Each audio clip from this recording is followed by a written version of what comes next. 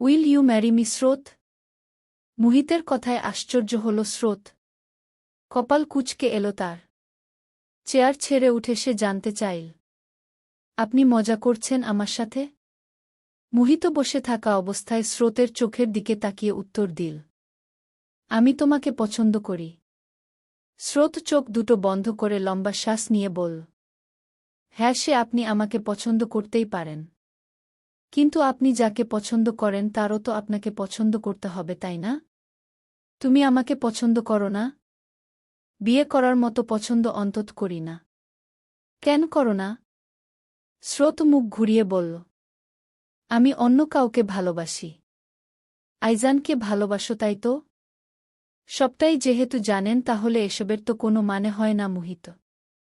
Muhith chair ছেড়ে দাঁড়িয়ে স্রোতের মুখোমুখি হয়ে বলল, যে তোমাকে এত কষ্ট দিয়েছে তাকে কেন এখনো চাও? স্রোত এক কথায় উত্তর দিল, ভালোবাসি তাই। ভালোবাসা সেটাই যা তোমাকে ভালো রাখে। ভালোবাসা তো সেটা নয় যা তোমাকে কষ্ট দেয়। স্রোত সে কথায় পাত্তা না দিয়ে বলল, আমাকে আরশি বলেছিল আপনার সাথে দেখা করতে, তাই দেখা করতে এসেছি। কিন্তু আপনি এমন কিছু বলবেন জানলে আমি কখনোই আসতাম না। স্রোত, আমি সত্যিই তোমাকে পছন্দ করি। শুধু যে পছন্দ করি তা নয়, আমি তোমাকে ভালোবাসি। স্রোত চমকাল। অবাক নয়নে তাকাল মুহিতের দিকে। চকিত কণ্ঠে বলল, এসব কি বলছেন আপনি? মুহিত বলে উঠল, আমি তোমাকে ভালোবাসি। আর আমি তোমাকে কথা দিচ্ছি, আইজানের থেকে বেশি ভালোবাসব তোমায়। খুব যত্ন করে আগলে রাখব তোমায়।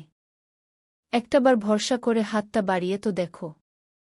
তখনই স্রোতের ফোন বেজে উঠল। স্রোত ফোনের স্ক্রিনে তাকিয়ে দেখল আইজান কল দিয়েছে। সে দ্বিধায় পড়ল। কল রিসিভ করবে কি না ভাবতে ভাবতেই কল কেটে গেল। পুনরায় কল বেজে উঠল। স্রোত কল রিসিভ করে বলল, হ্যালো। আইজান স্রোতের কাছে জানতে চাইল, স্রোত তুমি কোথায়? স্রোত কি বলবে ভাবতে ভাবতে বলল, আমি বাইরে আছি। বাসায় গিয়ে আপনাকে সব বলছি। কথাটা বলে সে কল কেটে দিল।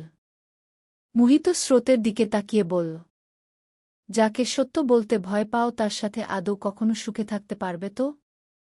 স্রোত বিরক্ত হয়ে বলল, আমাকে নিয়ে আপনার ভাবতে হবে না। আপনি আরশির কাজিন। শুধুমাত্র এই একটা কারণে আমি আপনার সাথে দেখা করতে আসতে রাজি হয়েছি। আর আপনার প্রতি আমার কোনো ফিলিংস নেই। ভালো এটাই হবে আপনি আমাকে ভুলে যান। কথাটা বলে স্রোত চলে যাওয়ার জন্য সামনের দিকে পা বাড়াল। মুহিত পেছন থেকে তাকে ডেকে বলল, স্রোত ভালো তাকেই বেসো যে তোমাকে ভালোবাসে, তাকে নয় যাকে তুমি ভালোবাসো। স্রোত মুচকি হেসে বলল, তাহলে তো আপনার আগে আরেকজনকে সুযোগ দিতে হবে মিস্টার মুহিত। আর কি জানেন? আমি তাকেই ভালোবাসি যে আমাকে ভালোবাসে। কথাটা বলে স্রোত চলে গেল। মুহিত নিজের সাথে আনা গোলাপগুলো মাটিতে ফেলে পায়ে পিষে ফেল। মাথাটা নিচু করে নিজের রাগ সংবরণ করতে করতে বলল, আমার তো তোমাকেই লাগবে, সেটা যেভাবেই হোক না কেন। চলতি পথে স্রোত আইজানকে কল দিয়ে দেখা করতে বলল। আধ ঘন্টার মধ্যে আইজান চলে এলো। স্রোতের বিষণ্ণ চেহারা দেখে জিজ্ঞেস করল, কি হয়েছে তোমার? ঠিক আছো তুমি? স্রোত আইজানের দিকে তাকিয়ে বলল, মুহিত আমাকে বিয়ে করতে চায়। কি? আইজানের চিৎকারে স্রোত আশেপাশে তাকিয়ে বলল, এটা রাস্তা আইজান। এখানে চিৎকার করছেন কেন? চলুন কোথাও বসি। আইজানকে নিয়ে স্রোত একটা রেস্টুরেন্টে গিয়ে বসল। তারপর বলল, আমি আজ মুহিতের সাথে দেখা করতে গিয়েছিলাম। তখনই মুহিত আমাকে জানায় সে আমাকে পছন্দ করে। বিষয়টাতে আমি অবাক হইনি। পছন্দ করতেই পারে, এটা অস্বাভাবিক কিছু না।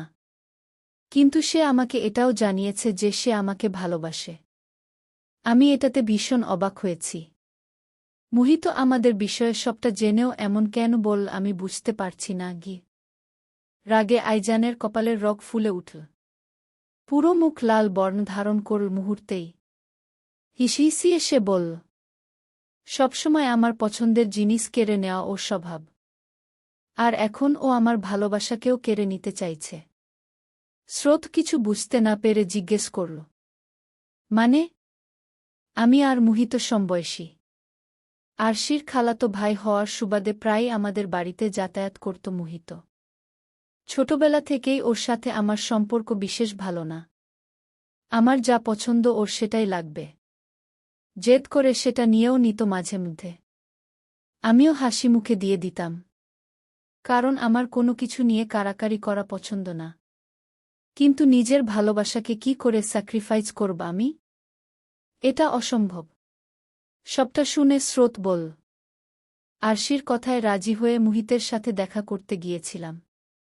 কিন্তু ভাবিনি এমন কিছুর মুখোমুখি হব। তুমি যাওয়ার আগে একটাবার আমাকে জানাতে পারতে।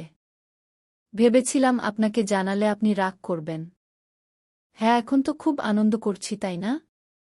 স্রোত কিছু বলল না। আইজান কিছু একটা ভেবে বলল, আমি আজই বাবা মায়ের সাথে আমাদের বিয়ের বিষয়টা নিয়ে কথা বলবো। যত দ্রুত সম্ভব তোমাকে নিজের করে নিব আমি। আর কোনো কালো ছায়া পড়তে দিব না আমাদের মাঝে। আপনি মুহিতের সাথে কোনো ঝামেলা করবেন না প্লিজ। আমি চাই না আপনি কোনো ঝামেলায় জড়ান। আচ্ছা, জড়াব না। চলো তোমাকে বাসায় পৌঁছে দিয়ে আসি। রেস্টুরেন্ট থেকে বের হওয়ার আগে আইজান স্রোতের জন্য খাবার প্যাক করে নিল। স্রোতের বারণ করা সত্ত্বেও সে খাবার নিয়েছে। কারণ স্রোতের চোখমুখ দেখেই সে বুঝতে পেরেছে সারাদিন মেয়েটা ঠিকমতো খায়নি। চোখমুখ কেমন শুকিয়ে আছে। খাবার নিয়ে একটা রিকশায় উঠে বসল দুজন। স্রোতকে মন খারাপ করে বসে থাকতে দেখে আইজান মাঝ রাস্তায় গাড়ি থামিয়ে ফুলের দোকান থেকে একগুচ্ছ গোলাপ নিয়ে এসে স্রোতের হাতে দিয়ে বলল, আপনার চেহারায় বিষণ্ণতা মানায় না ম্যাডাম। আপনার ঠোঁটে হাসি মানায়। সবসময় হাসবেন, বুঝলেন?